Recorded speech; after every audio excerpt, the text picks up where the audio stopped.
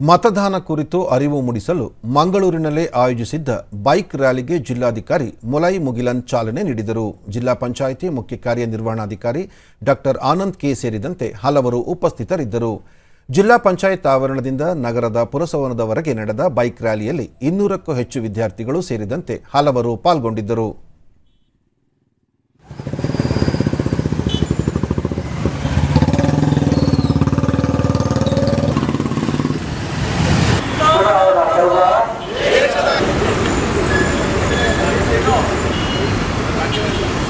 ಒಟ್ಟಿಗೆ ಅವೇರ್ನೆಸ್ಸಿಗೆ ಬಂದಿದ್ದೇವೆ.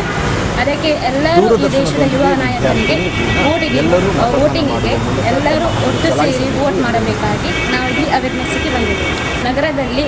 ನಮ್ಮ ನಗರದಲ್ಲಿ ಯುವ ಸಂಖ್ಯೆಯ ವೋಟನ್ನು ಕಡಿಮೆಯಾಗುತ್ತಿದೆ. ಅದಕ್ಕೆ ನಾವು ಫುಲ್ ಅವೇರ್ನೆಸ್ ಎಲ್ಲ ಒಟ್ಟಿಗೆ ಸೇರಿ ಎಲ್ಲ ಯುವಕರನ್ನು ಯುವತಿಯರನ್ನು ಎಲ್ಲ ಒಟ್ಟಿಗೆ ಸೇರಿ ವೋಟ್ ಮಾಡಬೇಕಾಗಿ ವಿನಂತಿ.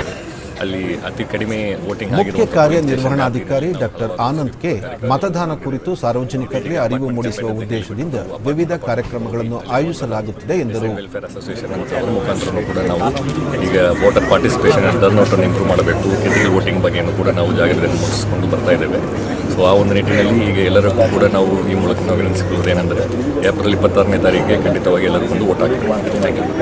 ರೂರಲ್ ಏರಿಯಾಗಿನ ಬಹಳಷ್ಟು ಜಿಲ್ಲಾಧಿಕಾರಿ ಮುಲೈ ಮುಗಿಲನ್ ಮತದಾನ ಪ್ರಮಾಣ ಕಡಿಮೆ ಇರುವ ಪ್ರದೇಶಗಳನ್ನು ಗುರುತಿಸಿ ಅಂತಹ ಸ್ಥಳಗಳಲ್ಲಿ ಹೆಚ್ಚಿನ ಜಾಗೃತಿ ಕಾರ್ಯಕ್ರಮಗಳನ್ನು ಆಯೋಜಿಸಲಾಗುತ್ತಿದೆ ಎಂದರು.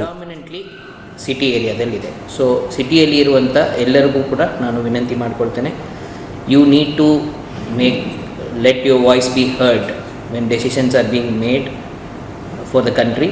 ಸೊ ನೀವೆಲ್ಲರೂ ಸಹ ಖಂಡಿತವಾಗಿ ತಪ್ಪದೆ ಏಪ್ರಿಲ್ 26ನೇ ತಾರೀಕು ಬಂದು ಮತ ಚಲಾಯಿಸಬೇಕು ಅಂತ ಕೇಳ್ಕೊಳ್ತೀನಿ.